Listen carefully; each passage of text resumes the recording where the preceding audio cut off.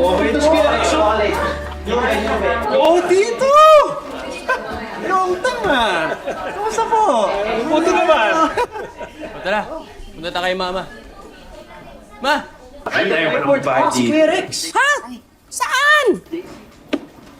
Ay, Chang Rosie! Kamusta na po kayo? Long time! Ang tagal naman.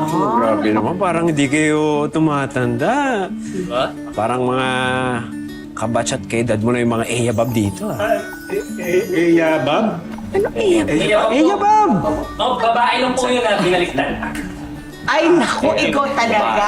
Ikaw ang pinakasutil sa lahat ng mga pamangking ko. Grabe. Manong tigil-tigilan mo nga yung mga dormers dito. Nakakaya ka. Nagbago na ako, tita. Eto, may pasalubong pa nga ako sa iyo. Wow. Alam mo, paborito niya eh. Ano? Daing na tilapia. Yes! Oo, ang tagal ko na hindi nakakatikim nito. Uy, pero dahan-dahan lang dyan, Ma. Ano na? Palagay nyo na sa rep ka agad yan. Okay.